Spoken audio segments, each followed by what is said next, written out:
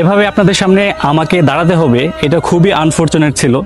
এই যে আমার হাতে দেখতে পাচ্ছেন, সম্পূর্ণরূপে এই টাকাগুলো আপনাদের টাকা। আপনারা যারা 1টা 2টা 5টা 10টা স্টার করে দিয়েছেন এবং সবগুলো জমা হয়ে যে টাকাগুলো আসছে, এই সমস্ত টাকাগুলো আমার কাছে। এবং আমি আপনাদেরকে ওয়াদা করেছিলাম যে আমার যত টাকা স্টারের মাধ্যমে আসবে সম্পূর্ণ টাকা আমি মানবতার কাজে ব্যয় করব। এবং আজকে খুবই ভারাক্রান্ত হৃদয় নিয়ে আপনাদের সামনে দাঁড়িয়েছি। আমাদের ব্রাহ্মণবাড়িয়া সরকারি কলেজের গণিত বিভাগের ছাত্র, 3য় বর্ষের ছাত্র আমির হোসেন, সে কুলন ক্যান্সারে আক্রান্ত। আজকে সে নাই, সে থাকলে হয়তোবা আপনাদেরকে দেখাতে পারতাম। সে আছে ঢাকাতে, তার চিকিৎসার জন্য ঢাকাতে রয়েছে এবং তার সাথেও আমাদের অনেক ছাত্ররা আছে এবং আপনারা নিশ্চয়ই দেখতে পাচ্ছেন ওর অবস্থা এবং ওর সাথে বসে অনেকেই কথা বলছে। এবং আপনাদেরকে যদি বলি যে এই টাকাগুলো আসলে তার চিকিৎসার জন্য একেবারেই এনাফ নয়। আমরা অনেক ক্রাউড ফান্ডিং করেছি, আমরা মানুষের কাছে কাছে গিয়েছি, মসজিদে মসজিদে ঘুরেছি। আমিরের মতো আপনার একটা ছেলে থাকতো এবং তার যদি ক্যান্সার হতো আপনি খুবই বিচলিত হতেন। সেই আমিরও ছোটোবেলায় বাবা হারানো একটা ছেলে।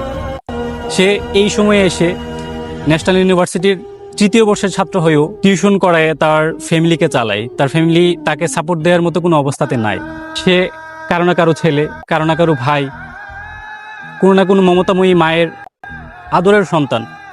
তো আমি চাই আপনাদের কাছে যে আপনারা যত টাকা পারেন তত টাকা দিয়ে তার সাথে সামিল থাকবেন। কেউ পারলে 50,000 টাকা দিতে পারেন, 1,000 টাকা দিতে পারেন। কেউ যদি না পারেন 10 টাকা দিয়ে হলো এই আমিরের পাশে দাঁড়ান। ইউ নেভার নো, এই টাকাটাই হয়তো বা কোনো একদিন আপনার লাইফ সেভিওর হবে। এই টাকাটাই হয়তো কোনো দিন আপনার ফ্যামিলির কোনো না কোনো একটা মানুষের লাইফটাকে সেভ করে দিবে। আল্লাহ তো মন দেখে, আল্লাহ তো দিল দেখে। আপনার এই পাশে দাঁড়ানো হয়তোবা আপনাকে বড় কোনো বিপদ থেকে আল্লাহ তাআলা বাঁচাতে পারে। এবং আমি জানি, আমি সবসময় প্রবাসী ভাইদের পাশে ছিলাম, প্রবাসী ভাইদের রাইটস নিয়ে কথা বলেছি। আপনারা সবাই জানেন যে প্রবাসী ভাইদের সুবিধা অসুবিধা নিয়ে আমি সবসময় সোচ্চার ছিলাম। এবং আজকে আমি প্রবাসী ভাইদের কাছে অনুরোধ করে বলবো যে আপনারা আমাদের আমিরের পাশে দাঁড়ান। আমিরের মতো আপনারও একটা ভাইয়ের কোলন ক্যান্সার হইতে পারতো, কিন্তু আমরা সুস্থ আছি আলহামদুলিল্লাহ। আল্লাহ তাআলা হয়তো বা এই আমিরের মাধ্যমে আমাদেরকে পরীক্ষায় ফেলেছেন যে আমরা আসলে তার পাশে দাঁড়াই কিনা। ভাই ধন্যবাদ ভাই আপনাকে। আমরা এখানে যারা যারা দাঁড়িয়ে আছি সবাই শারীরিকভাবে সুস্থ হলেও আমরা কি মানসিকভাবে সুস্থ নেই। বর্তমানে সে ঢাকা ধানমন্ডি 32 নম্বরে পপুলার হসপিটালে চিকিৎসারত আছেন।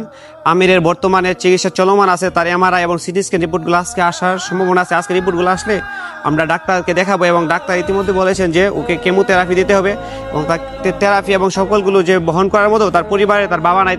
আমরা অত্যন্ত আবার দুঃখের সাথে বলতেছি যে আমরা সাধারণভাবে চলাফেরা করলেও আমি ছোটো থেকে তো সাধারণভাবে চলাফেরা এবং আনন্দ উৎসবের মুখে চলাফেরা করতে পারিনি, কারণ সে ছোটোবেলায় তার বাবাকে হারিয়েছিল।